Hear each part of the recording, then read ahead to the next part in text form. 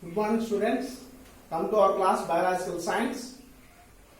In the previous class, we have already started our lesson Microorganisms.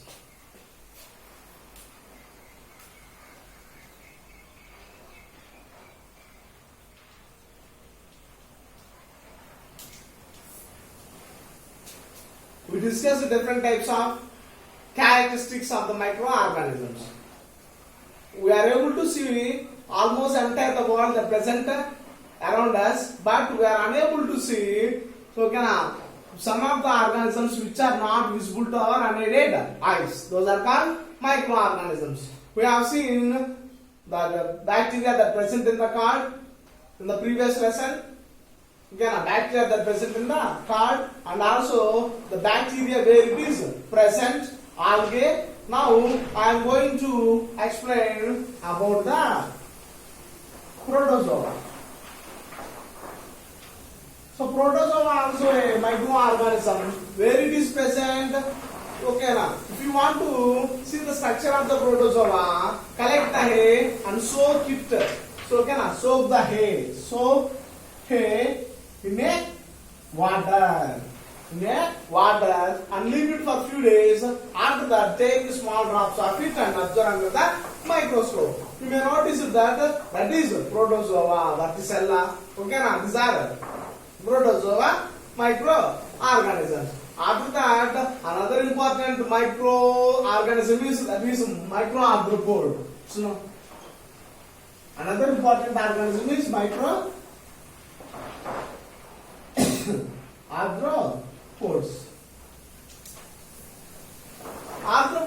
Arthropods means arthro means joint legged. Arthro means joint legged. So microarthropods are very important for the soil fertility. They increase the fertility of the soil.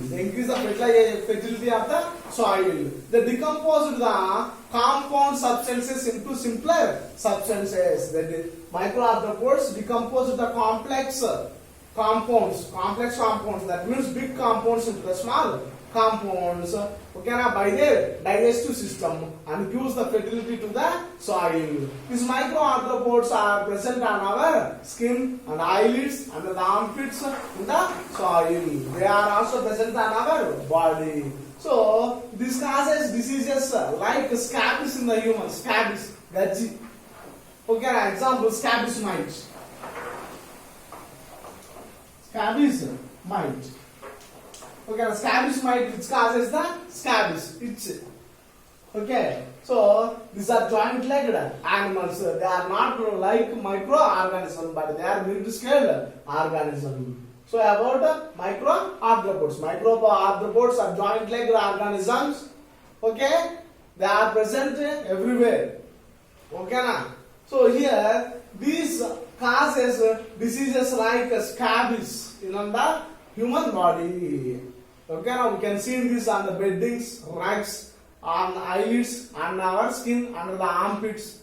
So these are microarthropods. Very important for the soil fertility. So I already told you that different types of microorganisms are present everywhere. In the soil, the top 8 inches of the soil, 1 acre land.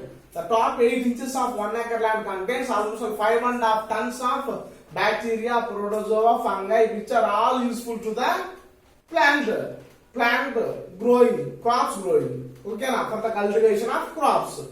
Unnecessary use of the fertilizers or excess use of fertilizers, pesticides or insecticides that kill these useful microorganisms. Now I am going to explain about viruses. Viruses are very interesting type of organisms.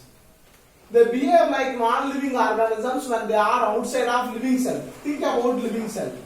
It's a living cell. When this virus is outside of the living cell, it's living as non-living organism. When it enters into the living cell of the host body, it acts as a living cell and reproduces itself like the other bacteria of plants and animals. So we are very aware of this virus. Nowadays we are suffering with COVID-19, COVID virus. Okay now, which born in China. So how it has traveled, we all are now very well spread the entire the world. Okay now, the where how it is moving by the physical contact, communication disease. For the physical contact or the spraying of when we are sneeze or cough, sprays also carries this virus. When it is on the when it is on the non-living organ, when it is outside of the cell, when it is not in the body, it acts as non-living cell. It does not reproduce itself, or it cannot implement, it cannot increase its cells. When it enters into the body, into the human body or animal body, it increases its number. So the COVID-19 also like that. It's by the physical contacts through the air, it is coming. Okay, when the infected person is touching you by using the infected person utensils, gauges, it is happening like that. So that is about viruses. So viruses are they act as non-living organisms when they are outside of living cell. When it enters into the living cell, host plant, it behave like a living organism. It increase, multiply its number and almost kills the host. So what are the diseases caused by the virus? AIDS, HIV, AIDS, chickenpox, cowpox, smallpox, okay, and corona, Ebola, this type of all diseases are caused by viruses. Up to now, dear students, we have discussed different types of microorganisms and their effects on the human body. Okay, now onwards we are going to discuss about is the microorganisms are useful or harmful to the humans or animals, to this entire universe, whether they are friends or foes to us. Foe means enemies, whether they are friends or enemies to us.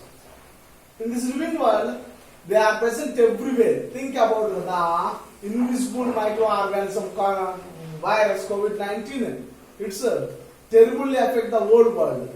That is the power of microorganism virus. That is the power. It can kill or takes the lives of the humans also. Takes the lives of humans. Lakhs of people are dying due to this virus. So once you think about, so either it has useful or harmful to the organ, living bodies, to this living world.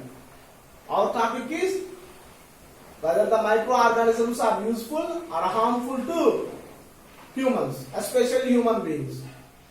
Now we are going to explain about it. So we have different uses from the microorganisms. We have a number of uses from the microorganisms. At the same time, they causes a type of diseases also. This causes a type of diseases. Okay, now the microorganisms are very useful in the making of curd and preparation of fermented foods like idli, dosa, cake, etc.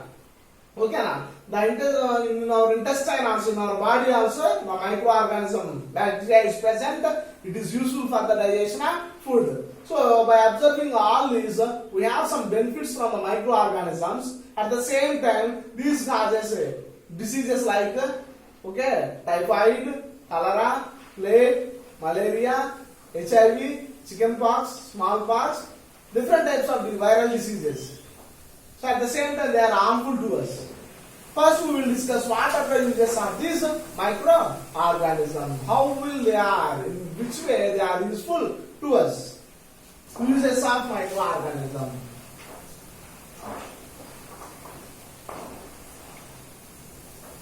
Uses of microorganisms. Once you think about it, your mother preparing the fermented foods like idli, dosa, and cake, bread. Okay, now she prepared that dough one day before. What is the reason behind it? Idli dough or dosa dough or maida dough, she prepared the dough one day before to cook the food. What is the reason? I will explain later about it. And in the previous, we discussed that a type of bad smell have come out from the mouth. All these things we discussed. So the microorganisms are useful to us in the making of curd. In the making of curd. For this, we have an activity. Take 2 bowls with lukewarm milk and add 1 teaspoon of curd to 1 bowl and not add to the second bowl. After 5 to 6 hours, notice that what will happen? The bowl which contains the curd converts into the curd, and other lukewarm milk which did not added by mixed with the which did not mix with the curd, it doesn't show any result. So the bacteria named lactobacillus. The lactobacillus bacteria that present in the curd or buttermilk useful to convert the lukewarm milk into curd. So that is use that we get from it. And another important thing is it is used in the preparation of fermented foods.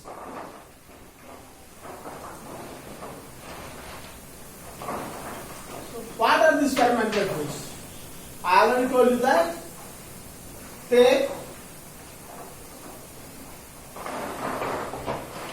100 grams of maida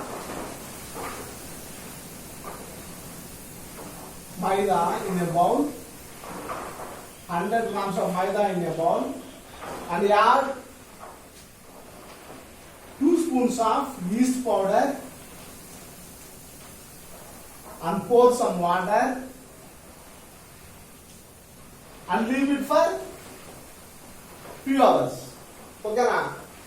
So take 100 grams of maida in a bowl and add 2 spoons of yeast powder to it and add some water to it and knead it to make the dough. Knead.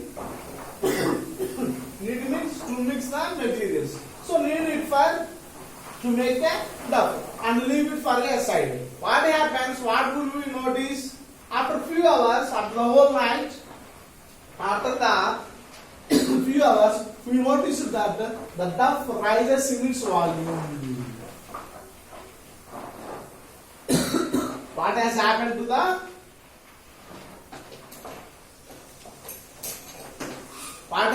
the bowl? The dough rises in its volume. In the case of your mother also, our mother also, for preparing the fermented food, idli, dosa, she prepared the dough one day before to cook. What's the reason? This causes fermentation. So the dough rises, whether idli or dosa or maida dough, the dough rises in its volume by the process of fermentation. What is that process? Fermentation. The dough rises in its volume because of fermentation process. You understand? The gas produced in this process is carbon dioxide, and the gas fills the bubbles. The gas bubbles fills the material, and it causes increasing of the volume. Do you understand this? Okay. So if we fermented it, the dough rises in its volume because of the fermentation process. The carbon dioxide gas is produced. The gas fill the bubbles of the gas fill the material and it causes increasing of its volume. Do you understand this?